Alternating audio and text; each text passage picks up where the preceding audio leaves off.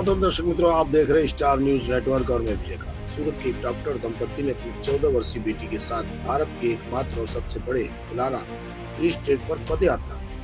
भारत में सबसे बड़ा फुलारा रिज ट्रेक सकरा रास्ता है, जहां दो पहाड़ मिलते हैं, जिसे कटक कहलाता है। देहरादून से 200 किलोमीटर दूर फुलारा रिज ट्रेक है, जहां 12,000 फीट की ऊंचाई है पर 5 से 6 घंटे की ट्रैकिंग की जाती है। इस रिज तक पहुंचने के लिए 4 से 5 दिन का सफर तय करना पड़ा। भारत नामक संस्था द्वारा 25 लोगों का एक समूह था। इस समूह में 25 लोग फुलारा रिज ट्रेक करने के लिए आगे। 12,127 फीट और 3,696 मीटर की ऊंचाई पर यह है। आपको पैदल चलना होगा यहाँ तक और बैंक में रहना होगा। इस ट्रैकिंग को करने से 4 से 5 दिन लग जाते हैं। साधारण भोजन, पिज्जा, बर्गर, फास्ट फूड खाए बगैर पानी पिए रहना होता है। खाली आप वहाँ पर पानी पी सकते हैं। 5 से 7 दिन मोबाइल नेटवर्क, मोबाइल के बिना जीवन बहुत ही अधूरा लगता है, ऐसा स्वाभाविक है।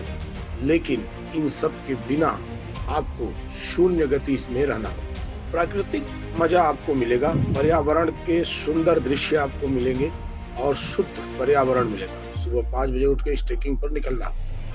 सूरत के डॉक्टर निहाल पटेल और डॉक्टर श्वेता पटेल, उनकी उम्र जो 14 साल की बेटी है, प्रार्थना पटेल के साथ इस ट्रेक पर गए।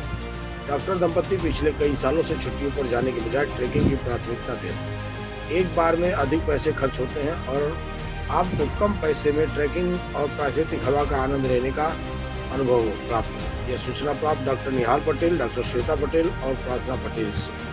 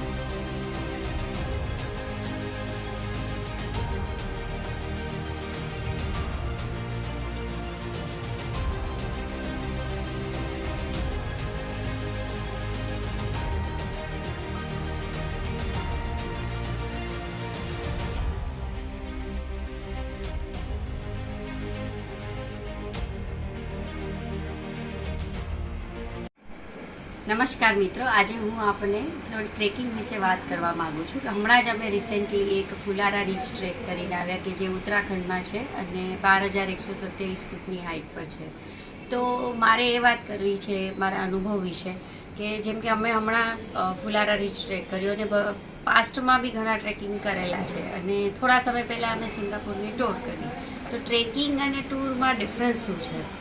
જેમ કે ટ્રેકિંગ અને ટૂર બહુ જ ડિફરન્ટ વસ્તુ છે, બંનેનું કમ્પેરિઝન જ ના થઈ શકે. હું ફુલારા રીચ ટ્રેકના જે હમણાંના મારા અનુભવ વિશે વાત કરું તો નેચર બ્યુટી ખૂબ જ સારી છે. ત્યાં એટલા સારા વિડોઝ છે, ફ્લાવર્સની વેલીઓ છે. આખા ટ્રેક દરમિયાન અમને કોઈ પણ દુકાનો, ટ્રાફિક કે મોટરસાઇકલો કે બીજા કોઈ લોકો આ કશું જ અમને જોવા નથી મળ્યું. જેના અને એકદમ આપણે અને નેચર સાથે એકદમ આપણે રિજ્યુનેટિંગ ફીલ કરતા હોઈએ છીએ કે ખુલ્લી હવા, એકદમ ફ્રેશ એર, કે તમને ગમે એટલું આપણે સૌ જાણીએ છીએ ટ્રેકિંગ કરતાં સૌને થાક લાગે, પણ ટ્રેકિંગ દરમિયાન આપણે નેચર સાથે એટલા બધા ઓતપ્રોત થઈ ગયા હોય છે કે આપણને ઓછી ઊંઘમાં બી આપણે એકદમ રિલેક્સ ફીલ કરતા હોઈએ છીએ. ચડવાના થાક સાથે સાથે કુદરતી જે બ્યુટી છે એને માણવાનો આનંદ જ એટલો હોય છે કે આપણને કોઈ થાક ફીલ નથી થતો અને આપણે જે કુદરતનો અલગ અલગ નજારો છે, વેલીઝ છે, માઉન્ટેન્સ છે, મીડોઝ છે, એનો આનંદ માણતા માણતા આગળ વધતા હોઈએ છીએ. જ્યારે એ જ વસ્તુ આપણે ટૂરની વાત કરીએ તો ટ્રાફિક, વ્હીકલ્સ અને ત્યાં આપણે જનરલી ચાલવા કરતાં ટ્રેન, બસ કે કારમાં આપણે કરતા હોઈએ છીએ ટ્રાવેલિંગ, મોલ્સમાં જતા હોઈએ છીએ, ભીડભાડવાળી જગ્યાઓ જોતા હોઈએ છીએ. ટ્રેકિંગમાં અમને ભલે સાદું પણ બહુ સરસ ભોજન આપવામાં આવે છે, સાત્વિક ભોજન આપવામાં આવે છે. હાઇડ્રેશન મેન્ટેન કરવા માટે અલગ અલગ ઠંડા પીણાઓ પણ પ્રોવાઈડ કરવામાં આવે છે, જે કોલ્ડ ડ્રિંક્સ નથી પણ જેમ કે લીંબુ પાણી છે, આમ પાણી છે, આ રીતે. એ જ રીતે આપણે જ્યારે ટૂર પર હોઈએ છીએ તો જંક ફૂડમાં વધારે, જેમ કે આપણે સ્મૂધીઝ છે, પીઝા, બર્ગર ને એ બધામાં વધારે જતા હોઈએ છીએ. તો ટૂર અને ટ્રેકિંગ બંનેમાં ખૂબ જ ડિફરન્સ છે. હું જરૂરથી તમને એમ કહીશ કે એકવાર ટ્રેકનો આનંદ લો, ખૂબ જ મજા આવશે તમને. તમે રિજુવિનેટેડ ફીલ કરશો, તમને કુદરતી જે બ્યુટી છે એ માણવાનો તમને મોકો મળશે. અને એકવાર તમે ટ્રેકિંગમાં જશો પછી તમે વારંવાર ટ્રેકિંગમાં જવાનું પ્રિફર કરશો. અને સૌથી મોટો હવે ખર્ચ, ટ્રેકિંગમાં ઓછા ખર્ચે આપણે વધારે રિલેક્સ થઈએ છીએ અને કુદરતી સાનિધ્યનો આનંદ માણીએ છીએ, જ્યારે ટૂરમાં આપણે વધારે ખર્ચો કરીએ છીએ અને છેલ્લે અંતે બી આપણે એ જ વસ્તુ જે આપણે આપણા ઘરે અને સિટીમાં કરી રહ્યા છીએ એ જ આપણે બીજી જગ્યાએ કરી રહ્યા છીએ. તો મિત્રો, ચોક્કસપણે એકવાર ટ્રેકિંગનો આનંદ લો. Thank you. નમસ્કાર મિત્રો, ફુલારા રીચ ટ્રેક પૂર્ણ કર્યા પછી હું ઘણી બધી વસ્તુ શીખી છું, જેમ કે ઓછામાં ઓછું વસ્તુથી જીવવાનું, ખાવાનું અને પાણીનું બગાડ નહીં કરવાનું. આપણે જ્યારે પણ ફરવા જઈએ તો આપણે 8-10 જોડી કપડાં લઈ જાય, બટ ટ્રેકિંગમાં તમે 2-3 જોડીથી જ 5 અને વધારે દિવસ સુધી રહી શકો છો. ટ્રેકિંગમાં તમે બધા સાથે મળી જુણીને બધાનું બોન્ડિંગ વધે છે. પછી તમે બધા સાથે બધાની મદદ પણ કરો છો અને બધા માટે સેક્રિફાઈસ કરવા માટે પણ તૈયાર થઈ જાઓ છો. મોટા ગ્રુપ સાથે તમે બીજા લોકોથી પણ ઘણી બધી નવી વસ્તુ શીખો છો.